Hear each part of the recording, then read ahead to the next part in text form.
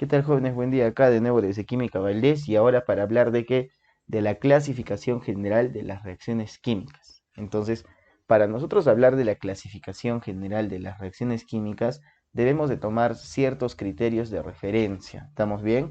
¿Sí? No hay solo una forma de clasificar, sino hay varias formas de clasificar. Y vamos a indicar que la primera forma de clasificación es que según el mecanismo de reacción. Ya. Entonces, según el mecanismo de reacción, podríamos tener cuatro tipos de reacciones, ¿ya? Según el mecanismo de reacción, nosotros vamos a encontrar cuatro tipos de reacciones. ¿Cuáles son? Acá vamos a enumerar, ¿sí? Cuatro tipos, ¿ya? ¿Cuál es el primer tipo?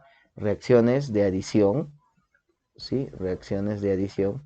Recuerden que para mí Rx significa reacción, ¿ya? Reacciones de adición. La segunda, reacciones de descomposición, o sea, donde va a haber una separación, ¿estamos bien? Reacciones de desplazamiento simple, ¿sí? Reacciones de desplazamiento simple. Reacciones de desplazamiento doble, también conocidas como metátesis. ¿Ya? Entonces, ¿de qué nos vamos a dar cuenta acá? Nos estamos dando cuenta de que hay muchas maneras de clasificar a una reacción. ¿Estamos bien? Pero que si en específico tomamos el mecanismo de reacción, podríamos presentar cuatro tipos de reacción. Es más, podría decirles que las reacciones de desplazamiento doble son de dos tipos. Es más, ¿no? Se podría decir que una de estas son reacciones de neutralización y reacciones de precipitación, que ya se hablará según sea el vídeo, ¿no? ¿Sí? En cada vídeo vamos a hablar de cada una de estas reacciones. Ahora, si hablamos del segundo tipo de clasificación, podríamos decir por el sentido de la reacción, ¿sí? Ya, o sea, esa es otra forma, sí. Por el sentido de o según el sentido de la reacción. Entonces podríamos decir que hay otras reacciones que son según el sentido de la reacción. Y si hablamos del sentido de reacción, podríamos decir que pueden ir hacia la derecha o pueden ir hacia la izquierda. ¿Estamos o no? ¿Sí? ¿Sí? O pueden ir en ambos sentidos. Ya. Entonces vamos a decir que hay dos tipos. ¿Sí? A, las reacciones reversibles y B, las reacciones irreversibles. Entonces hay reacciones reversibles y reacciones irreversibles. Ya van a ver videos de cada uno, no se olviden, ¿sí? ¿Cuándo va a ser reversible de forma sencilla? Cuando tiene una doble flechita. Cuando tú ves que hay una doble flechita, ahí es reversible. ¿Y cuándo es irreversible? Cuando la flechita tenga un solo sentido. ¿Ya? Ya está. Ahora, tercera forma de clasificación, profe.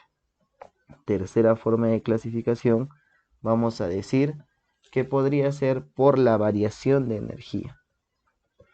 Ya, o sea, según la variación de energía, correcto. Según la variación de energía. ¿Qué quiere decir esto, profe, según la variación de energía? Quiere decir de que nosotros nos vamos a dar cuenta que hay reacciones que requieren de energía y hay otras reacciones que producen energía. Entonces ahí podríamos decir que hay dos tipos.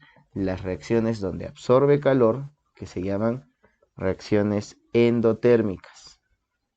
Absorben calor, reacciones endotérmicas. Para que se den necesitan calor. Y las reacciones que emiten calor, reacciones exotérmicas, que producen calor, ¿sí? Entonces yo podría decir que acá, en la primera, existe absorción de calor en las endotérmicas y en las exotérmicas vamos a observar una emisión de calor. ¿Estamos bien? Ese es el tercer criterio. Profe, ¿cuál sería el cuarto criterio? Bueno, por la variación de los estados de oxidación, por ejemplo. ¿Sí? El cuarto criterio sería por la variación de estados de oxidación o según la variación de estados de oxidación. ¿Sí? Según la variación de estados de oxidación. ¿Qué quiere decir eso? Que ustedes van allá a los estados de oxidación y se van a dar cuenta de que las reacciones, hay casos donde no varían los estados de oxidación, y hay reacciones donde sí varían los estados de oxidación. Entonces yo voy a decir que para empezar vamos a tener las reacciones no redox y luego vamos a tener las reacciones redox. Entonces de cada una debemos de considerar lo mínimo, ¿no? Las no redox, que diría, no varían estados de oxidación, ¿sí? Y las redox sí varían, sí cambian. Sí cambian, ¿qué? Los estados de oxidación. Ese es el cuarto criterio, ¿sí?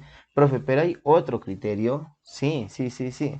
Podríamos tener un quinto criterio y este quinto criterio serían que las reacciones de combustión, ¿sí? Ah, ya. Entonces, según la combustión, no todo se quema, claro, no todo es combustible. Es combustible lo que tiene comúnmente hidrógeno, ¿sí? ¿Sí? Ya está. Lo orgánico es combustible, por ejemplo. Y vamos a decir, la reacción de combustión podría ser una reacción de combustión completa, reacción de combustión que incompleta. Y lo que deberíamos reconocer en la combustión completa es que comúnmente el producto es CO2 y agua, a simple vista. Y en una reacción de combustión incompleta el producto podría ser carbono, monóxido de carbono, agua, dependiendo de qué, dependiendo de la cantidad de oxígeno que se vaya a utilizar. ¿Estamos bien? Sí, profe, pero son las únicas clasificaciones. Bueno, hay varias también, podríamos decir, según la velocidad, reacciones rápidas y lentas. Según el uso del catalizador, reacciones catalizadas y no catalizadas. Entonces, si se dan cuenta, hay muchas formas, pero los 5 criterios que está tomando, por ejemplo, la UNSA, son esos, ¿no? ¿Sí? Y cada uno de estos va a tener un vídeo que nos va a permitir explicar. ¿Estamos bien? Nos vemos en un nuevo video para hablar de cada uno de estos. Chau.